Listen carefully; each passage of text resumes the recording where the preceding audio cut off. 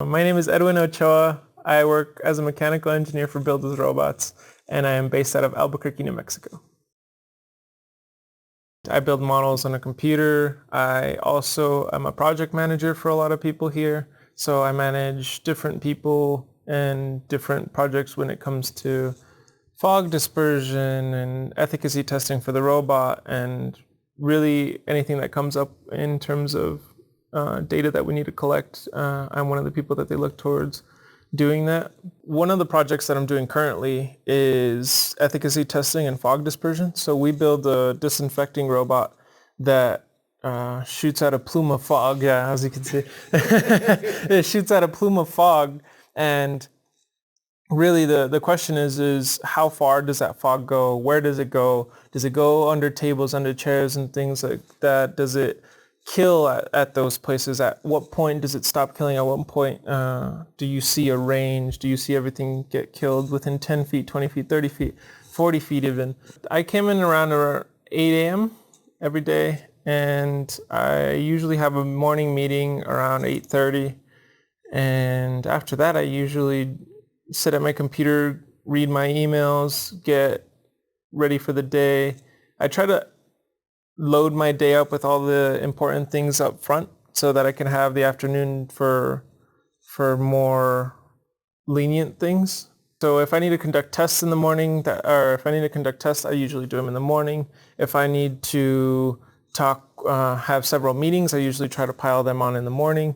I try to usually get all that kind of stuff done in the morning. So in the afternoon, usually when I have my meetings or I do my test results, I'll find things that, oh, I should have done this or I should have done that. And I'll usually do that in the afternoon because those are things that aren't really planned for in the day. I grew up with a learning disability, and all throughout elementary school, middle school, and high school, I used to get assistance. I used to take remedial classes, and part of those remedial classes was that you would get assistance on tests. And what that means is I would be allowed to take extra time on tests, and I would be allowed to take tests in a separate room as everybody else. So I wouldn't have to feel the pressure of there being a time crunch. And when I got to college, I didn't know that that was available. And I only knew that that was available a year after the fact that and at that point, my freshman year, my first semester, I took 18 credit hours, which is the maximum amount of credit hours that you can take as a freshman student, and 3 credit hours more than what they recommend, actually. And when I did that for 2 semesters in a row. Or I did that for my first semester, and then I did 16, I believe, my second semester.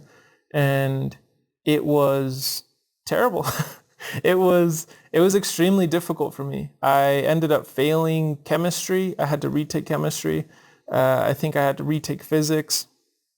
And for me, I wouldn't necessarily say that this is something I would redo. I believe that me failing those classes allowed me to learn how to fail, but it also added an extra year of my education. So instead of 4 years, I graduated in 5. But I think for me, the best advice that I could give is there are resources for people out there that have learning disabilities, and you don't have to feel like the world is against you. One of the things, well, I went to school for mechanical engineering, and the only reason I really did that is because I wanted to do robotics. And well, at my college, they didn't have robotics. So I asked my advisor what would be the closest thing I could do here. And she said, basically mechanical engineering, because it would give me a broad range of engineering topics. And usually mechanical engineers don't stay as mechanical engineers.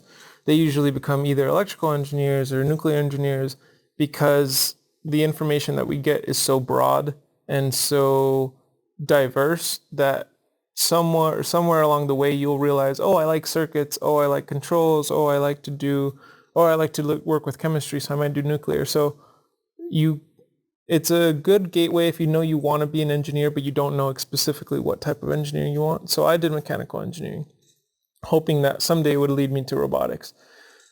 And in terms of licensure, I really don't have anything other than a mechanical engineering degree. All my learning has either been personal or just college. I don't know if it was coursework that really inspired me more than it was my teachers.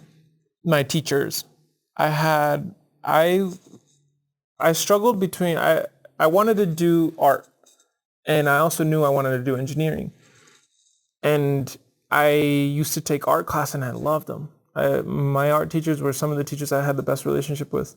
Uh, I remember in high school, my teacher, Nancy Sue, she was my art teacher, and I would just hang out in her class after class because I had a free period after that.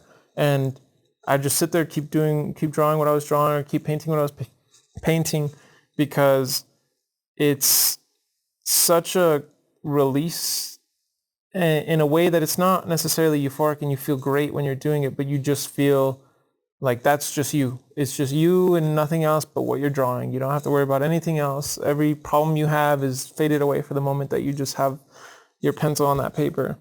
I think now I'm able to do art, go take photography, go draw and things like that.